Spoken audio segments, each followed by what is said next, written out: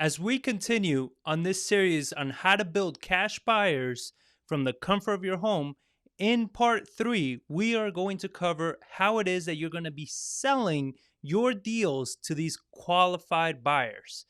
In this video, I'm going to share with you the 3 proven steps that you must take in order to sell your deals to cash buyers. And if you stick around to the end, you're going to learn this massive growth hack that most people are not taking advantage of and can scale your business exponentially. All of this and more coming up.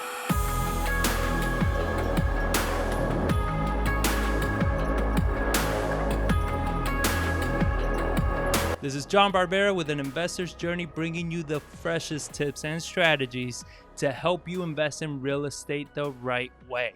In this channel, we share with you lessons learned as full-time real estate investors, like this video right here. So if this is your first time, consider subscribing.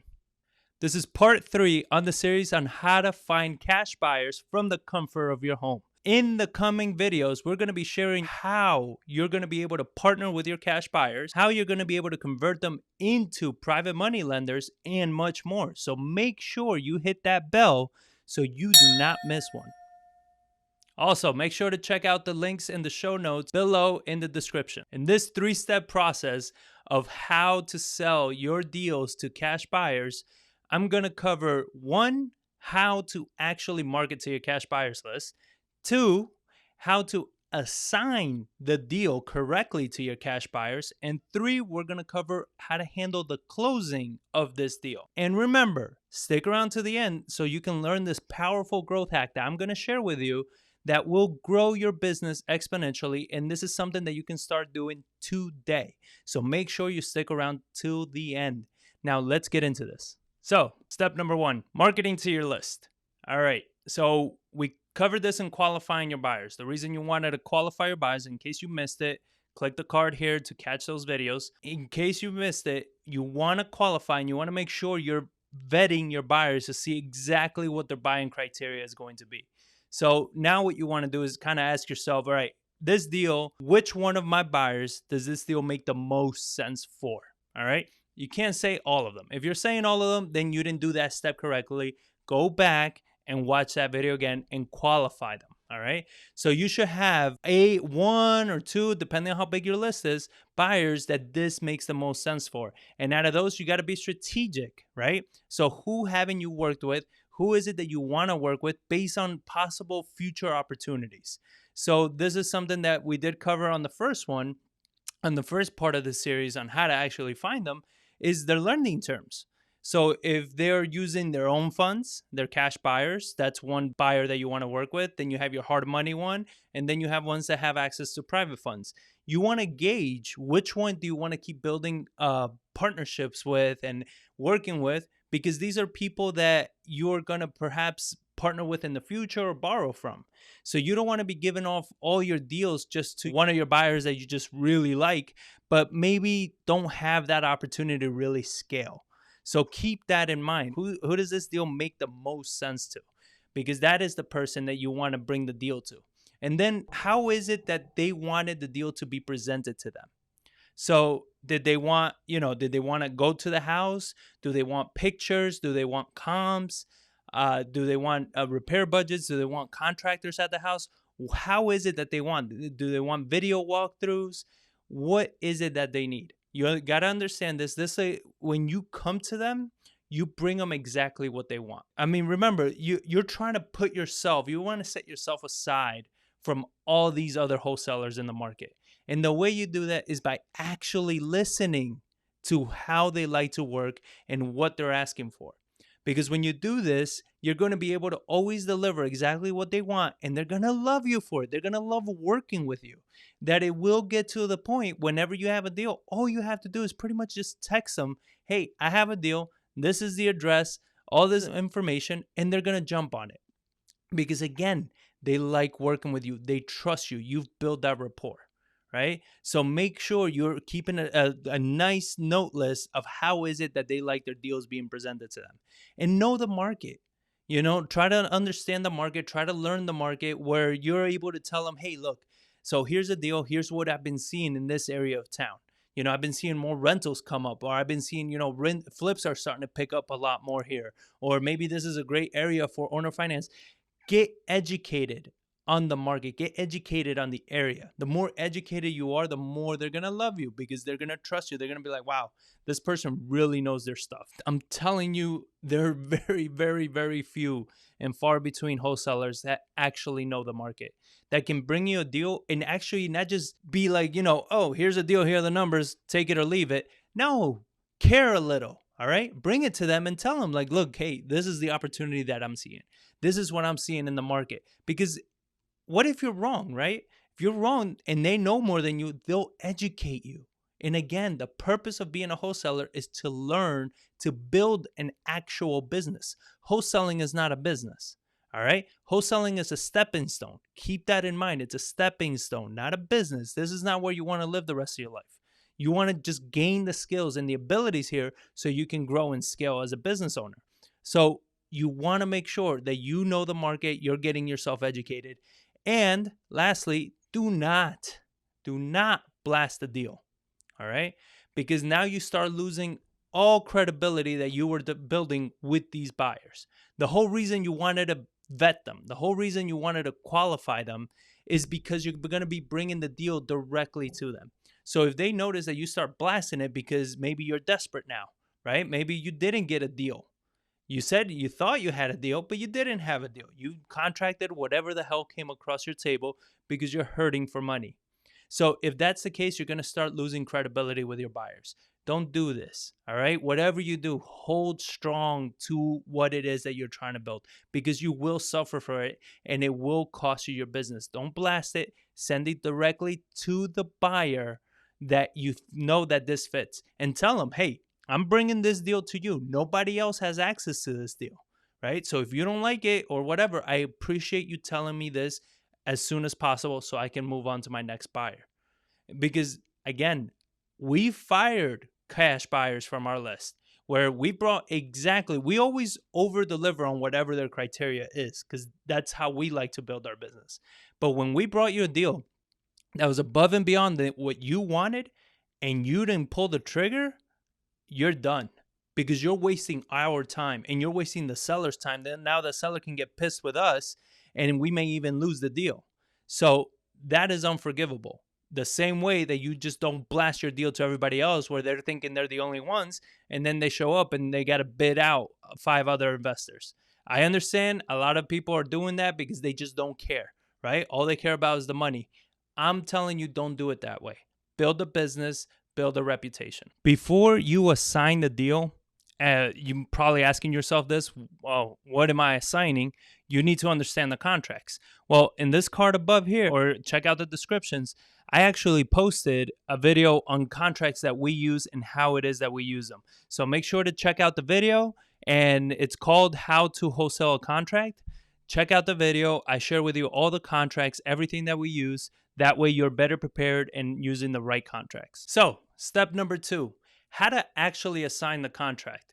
So you got a property on the contract, right? You got it on the contract with the seller, everything. Hopefully what you've done as a wholesaler is had that contract sent to title already. If you're in Texas, we use title companies. If you're in other states, sometimes you might be using real estate attorneys.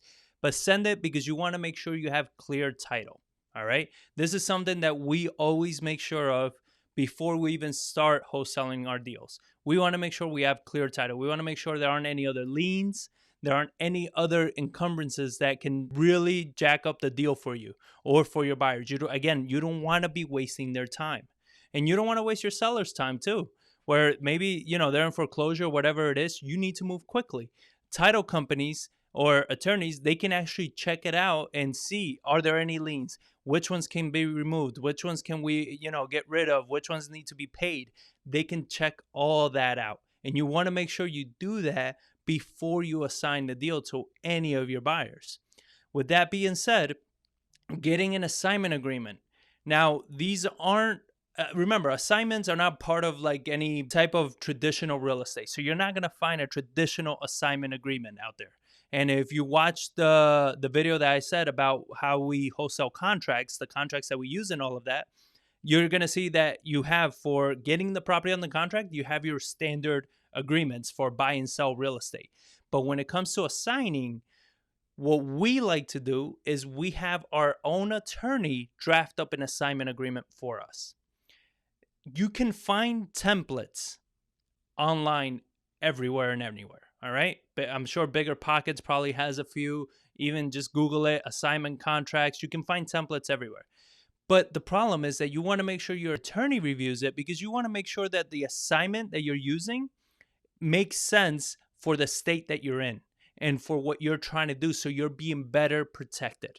You understand? You got to protect yourself. This is the one thing that a lot of people will get into it thinking that it's an easy thing. And then later they realize that, oh man, I didn't get the proper legal advice that I needed. I didn't get the proper contracts and this and that. And now you're liable for lawsuits and stuff like that. This is something that you have to take serious. You can get sued in this business. This is still a business. I understand that the appeal of how easy it is to get into investing in real estate, with zero money and all of this. I understand how appealing that may be, but it's still risky. You're still dealing with hundreds of thousands of dollars in certain properties and everything. It's a huge risk. It's a huge liabilities. If you're not doing it correctly, sellers can lose their home. So take it serious, spend some money, get an attorney to draft up a good assignment contract, and you can just reuse that assignment contract over and over and over.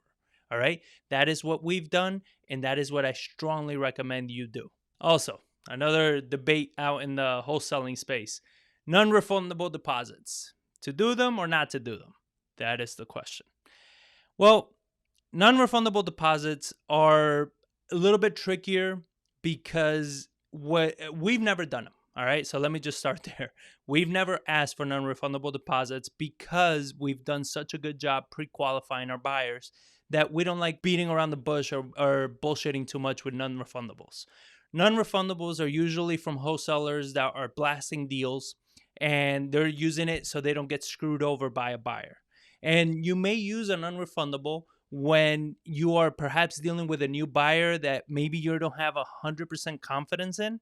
So the purpose of the non-refundable is somebody's going to give you maybe $2,000, $5,000, whatever you decide it being. They're going to give you that when they sign the assignment contract, right? And they shouldn't give it directly to you. I will send it to title company, right? Make sure it's at title. But usually why it's non-refundable is because if they decide to back out, then you get to keep that money, because there are times that you're going to have. This is why, again, we stress so much that you qualify your buyers, because there's a lot of times that you're actually dealing with another wholesaler. You're not dealing with an end buyer. And that wholesaler might be trying to, wholesale a wholesale, which is a lot of what these people that don't know how to do anything in this business are doing now. They're wholesaling somebody else's wholesale, and they can't find the buyer by the time the contract is due. So what happens is that they've wasted your time. Now maybe the seller, again, maybe they're in foreclosure, or maybe now they're just pissed because you wasted a month of their time and nothing got done, and they cancel the contract with you. So at least the $2 or $5 grand, that whatever you get from them is going to be used to compensate you a little bit for that time, or maybe compensate the seller if that's the case. That is how it should be used. Now, a lot of wholesalers are using non-refundables as pretty much their way of making money, or the way of getting you to purchase the house, because now, well, you already have $5 grand in it that you're not going to get back. Might as well push forward, right? They use it as a very shady way of doing business. We don't, again, obviously, if you know us by now, you're going to know we don't recommend that strategy. We don't recommend that style of doing business. We strongly recommend you do business the right way. So should you do a non-refundable? Not if you pre-qualify your buyers the right way. If you pre-qualify them correctly, you understand what the funding source, you know they have experience, you know that they have credibility, you shouldn't have to, right? Because they're going to go look at the house. They're going to be like, yes, I want it. Done. Just do the assignment and close on the deal. There shouldn't be any of this, time wasting and bullshit of, non-refundable deposit for my ego or whatever it may be. It shouldn't be any of that. And if for whatever reason you do take a non-refundable, and then let's say title comes back and there's an issue with title, whatever it may be, give it back. All right? Don't be like, there's a risk of doing business and all this. don't be a dick. Give it back. Because remember, you're trying to build a reputation and credibility. You don't do that by nickel and diming people every step of the way. So the non-refundable deposits, it's 100% up to you, but you got to make sure that, you're still operating the right way. All right. So this is for you guys that are buying from wholesalers. Just because a wholesaler says there's a non-refundable deposit doesn't really mean that it needs to be non-refundable. All right. I rarely buy given a non-refundable deposit. If I tell somebody I'm going to buy, I'm buying. Don't waste my time with this non-refundable crap. But there has been once or twice, I think once so far this year, that somebody's asked us for a non-refundable. The thing with me is, like I said, it raises up too many red flags. Why are you asking me for a non-refundable? You understand? How are you trying to screw me over is how I'm looking at it. They may not be, but I don't know. So what I did with this property is fine. There were two things that I was actually very concerned about with the property. So one of them was the plumbing, and the other one was they had people living there that when they left, they would leave the house in the same conditions that I saw the house, right? That they didn't tear up the house or anything. So we went ahead, we put those two contingencies in the contract. It's like, all right, here's the money, but it's non-refundable, but I get my money back if there's a huge plumbing issues, which we were going to snake the lines, or when the tenants left, they trashed the house. I'll get my money back. They agreed to it. We went ahead. Luckily, everything worked out great. The wholesalers were great. They did a great job. And I understand they didn't know us. They were protecting themselves. But myself as an investor, I got to protect myself too. So keep that in mind next time somebody asks you for a non-refundable deposit. Step number 3, closing the deal. Let's walk through this, all right? So when you're closing the deal, the biggest thing to keep in mind is that you need to keep constant communication. So many wholesalers get a property under contract, they get a buyer, they assign the contract, and they're like, I'm done. Next, I'm out of here. Wrong mode. You cannot be looking at it that way. You need to be able to get a property under contract, right? You got the assignment, you send everything off to title, and you need to stay in communication. Remember, it was you, the one that negotiated with the seller. That rapport is built with you and the seller, not with this new buyer. The seller doesn't know who the hell this buyer is. You understand? The seller doesn't know who title company is. You need to keep the communication open between you and the seller, between you and the buyer, between you and title. You are that point of contact for everybody. And you need to be keeping every single one of them informed on everything along the way. Don't just wait for title to reach out to you. You need to be reaching out to title. Hey, how are we on this? Hey, did we get the agreement on this? Hey, is the title clean here? Is the buyer ready to go? You need to be pressing them because guess what? Title company, your deal is not the only one they have. They have too many deals sometimes that sometimes they forget about yours. And yes, they may apologize or whatever they want. But if you are against the clock with these sellers and they need to do quickly, and then your title company screws up in any way, it's your screw up, not the title company screw up. So make sure you stay in communication. Don't depend on the title company, the title company is going to reach out to the homeowner or the title company is going to talk to the buyer. Don't wait for that. Don't expect that to happen. Stay in communication. You need to understand every step of the way. Where's everybody at? What's the next steps? Who's responsible for that step? And you need to stay on top of them so it closes. Remember, this is your deal. If you don't care enough for this deal to close, neither should anybody else. So you need to care. You need to be in constant communication and you need to be making sure. And then the last thing is making sure that, depending on when closing is, that you do a final walkthrough of the property.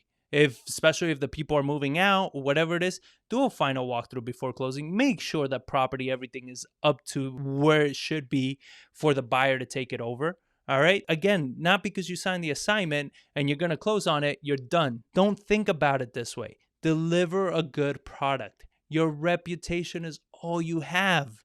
This is one thing that you need to just burn into your skull. Your reputation is all you have.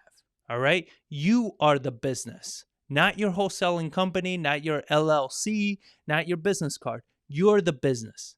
So you need to protect that. Show up to the house. take a look at it. Make sure, is everything working? Is everything still good? If the tenant left, did they screw anything up? What happened? Everything's good. Great. Let's move forward. Let's close on this deal.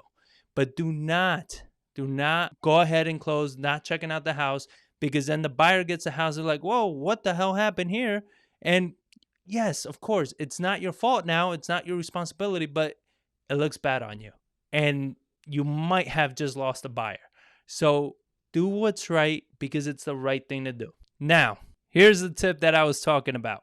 So if you stuck around and you listen to steps 1, 2, and 3, you're going to be so much better prepared to actually wholesale a deal and make some real money from all the hard work you've been doing with the marketing and getting these deals on the contract. Here's the powerful growth hack.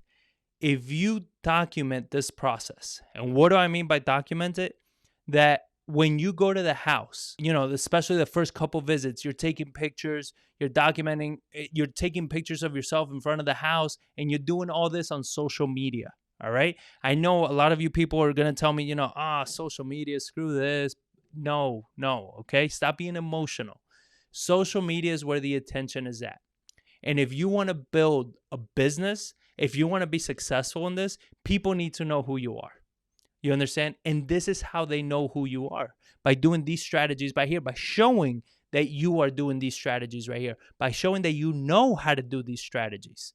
If you go every property, got another contract, working with my buyer, just wholesaled another deal, another happy buyer, have your buyers give your testimonials.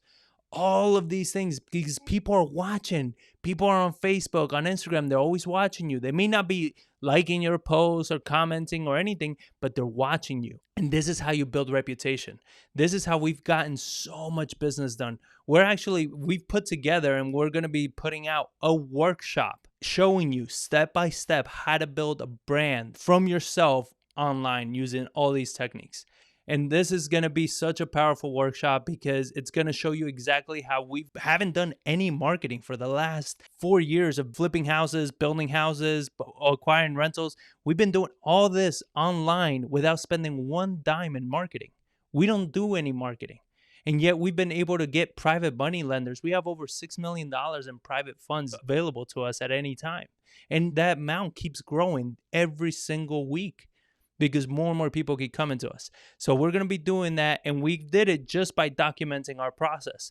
But if you're interested in that workshop, click the link below in the description. I'm going to put a link to the workshop. Click it, sign up to it, say that you're interested. It's going to be in November, so make sure you check out that workshop. It's going to be live. You're going to be able to ask questions and everything. And I'm going to share with you. I'm going to give you a manual, everything. I'm going to share with you step by step how to do this. But I'm telling you, don't underestimate this. Document this along the way. Take pictures. Put yourself out there. Let people know what it is what you're doing and that you know how to do it. So in case you guys have missed it, here's a link on the series on how to find cash buyers and how to qualify them. And you can find more training right here. And if you're finding value, guys, please share this with other people. Spread the word and hit subscribe if you haven't already. And I will catch you guys on the next one.